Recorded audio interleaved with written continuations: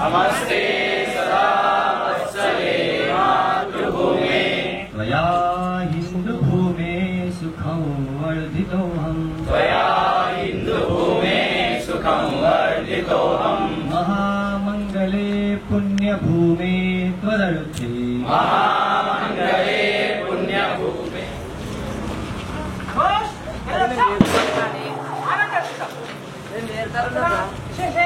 के साथ 1 2 1 2 नमस्ते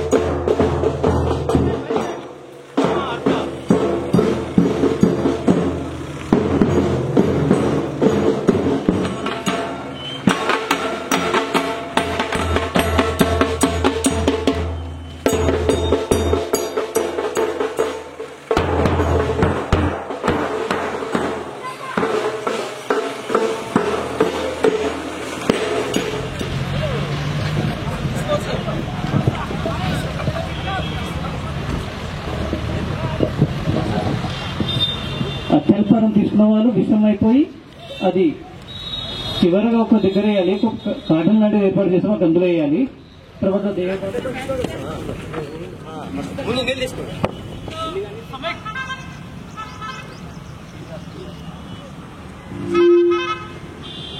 अगले सर अर्धा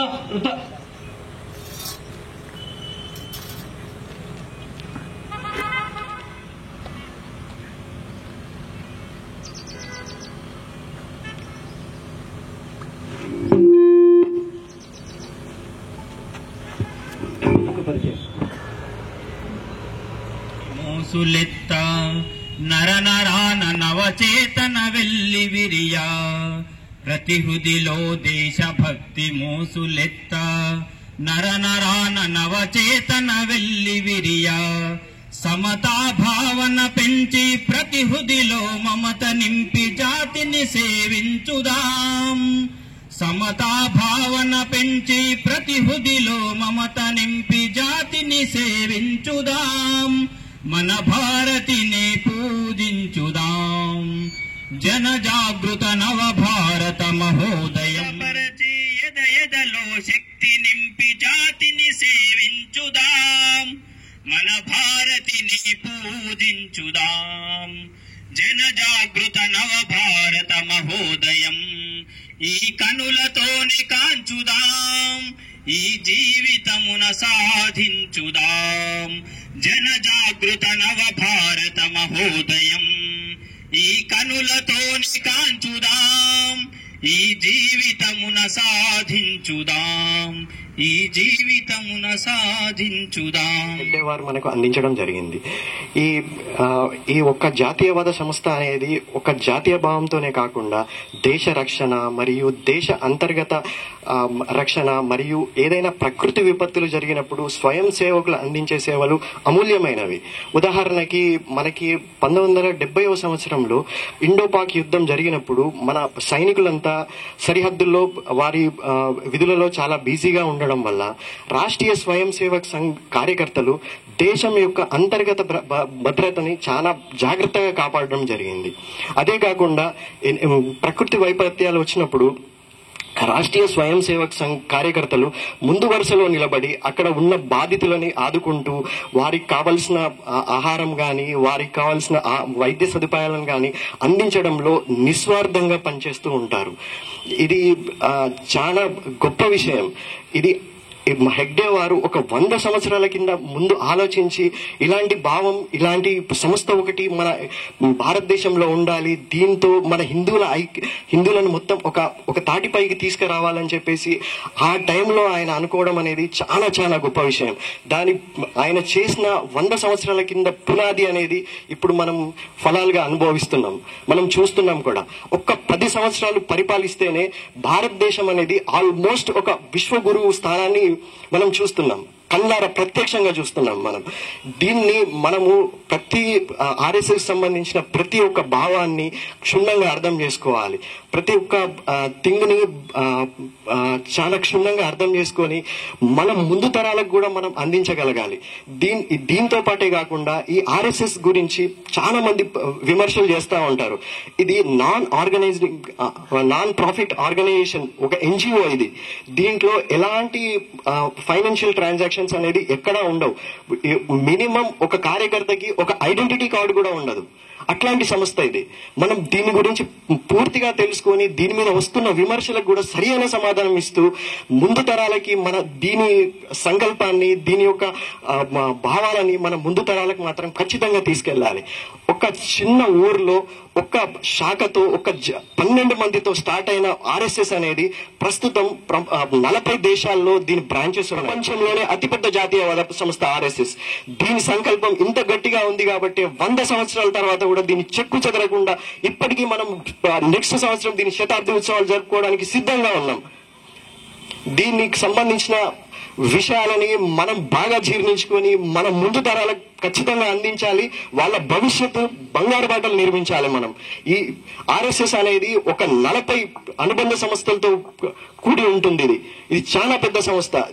దీన్ని చూస్తుంటేనే నార్మల్ రాజకీయ పార్టీలు కానీ ఎవరైనా ఆర్ఎస్ఎస్ అంటేనే భయపడే స్థాయికి ఇప్పుడు మనం చేరుకున్నాం. ఇంకా పై స్థాయికి చేరుకోవాలి. జై శ్రీరామ్, జై హింద్, జై భారత్. ఈ అవకాశాన్ని కల్పించిన నారాయణ్ ఖేడ్ శాఖకి నా ధన్యవాదాలు. మన గ్రామం లోపల సంచలన్ అనే పేరుతో పాటు కార్యక్రమం చేశాం. అదేవిధంగా విజయదశమి కార్యక్రమం లోపల అడ్వాన్స్గా ఒక 2-3 రోజుల ముందుగా మనం కార్యక్రమాన్ని నిర్వహించుకుంటున్నాం. ఇప్పుడే మన ముఖ్య అతిథి అయినటువంటి డాక్టర్ గారు మనకు చెప్పారు. సంఘం 1925 సంవత్సరంలో ఆ ఫోటోలో కనిపిస్తున్నటువంటి వ్యక్తి, టోపీ పెట్టుకున్నటువంటి వ్యక్తి సంఘాన్ని ప్రారంభం చేశారు. మన దేశం ఎంత గొప్పదో ఒకసారి హిమాలయం సమారాభ్య యావదంతు సరోవరం తం దేవనిర్మితం దేశం హిందుస్థానం ప్రచక్షతి అని చెప్పేసి అంటుంటారు మన పెద్దలు. అంటే దాదాపుగా హిమాలయ పర్వతాల నుండి కన్యాకుమారి వరకు, ఇక్కడ అటక్ నుంచి కటక్ వరకు ఉన్నటువంటి ఈ భూభాగం అంతా కూడా దేవతలచే నిర్మించబడ్డది అని చెప్పేసి మన పురాణాల్లో చెప్పబడింది. అంత గొప్పనైనటువంటి దేశం, అంత గొప్పనైనటువంటి దేశంలో మనం అందరం జన్మించినాం. ఇందులో జన్మించిన వాళ్ళందరం కూడా హిందువులమే అంటుండొచ్చు. మనమంటే మన జాతి మొత్తం హిందూ జాతి. అన్ని రకాల వేరే వేరే మతాల వాళ్ళు ఉండొచ్చు, కానీ మనది మతం కాదు, మనది ఒక సనాతన ధర్మం. మన హిందూ సనాతన ధర్మం అని చెప్తాం. మనది మిగతావన్నీ మతాలు, మనది మాత్రం జాతి, హిందూ జాతి, మనది హిందూ ధర్మం. అట్లాంటి గొప్పనైనటువంటి ధర్మం లోపల మనం అందరం ఉన్నాం. విజయదశమి కార్యక్రమం మనం ఆశ్వయుజ శుద్ధ దశమి రోజు మనం జరుపుకుంటుంటాం. దుర్గాష్టమి, మహానవమి, విజయదశమి, ఇంకా దానికన్నా ముందు 6 రోజులు అమ్మవారి నవరాత్రులను కలుపుకొని మనం ఈ 10 రోజులు మనం నిర్వహించుకుంటాం. మహిషాసుర మర్దని అయినటువంటి దుర్గాదేవి భవానీమాత మహిషుని సంహరించినటువంటి రోజు మనం విజయదశమిగా జరుపుకుంటుంటాం. అంటే ఒక దుష్ట శిక్షణ, శిష్ట రక్షణ జరిగినటువంటి సమయం. అదేవిధంగా మనం చూసుకున్నట్టయితే మనం రామాయణంలో కానీ భారతంలో కానీ మనం చూసినట్టయితే ఎన్నో విషయాలు మనకు తెలుస్తూ ఉంటాయి.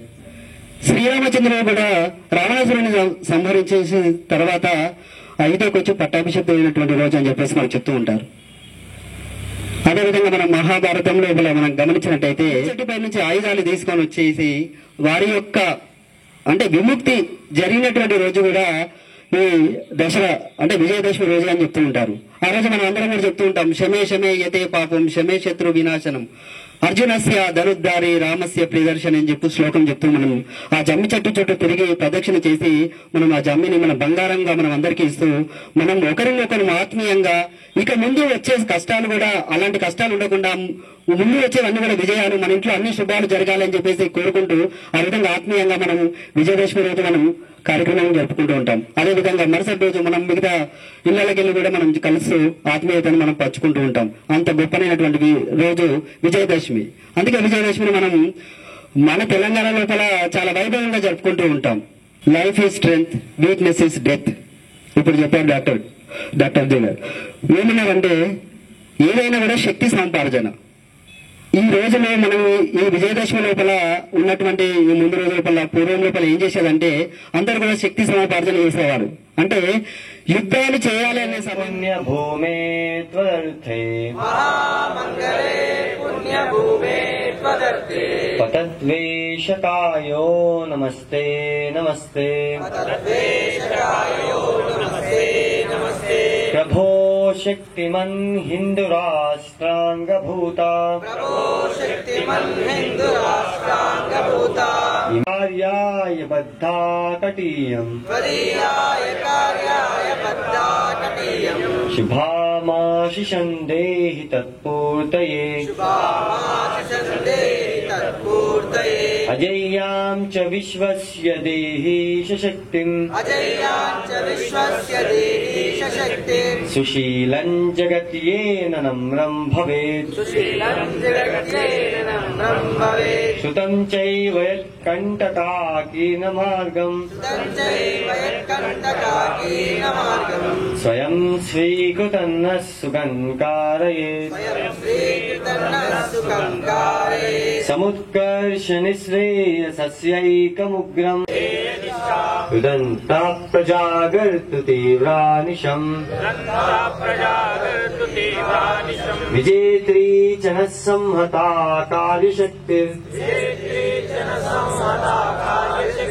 विधायास्य धर्मस्य संरक्षणम् परं वै भवन्नेतुमेतत्स्वराष्ट्रम् समर्था भवतु आशिषा ते भृशम् भारत माता की जय।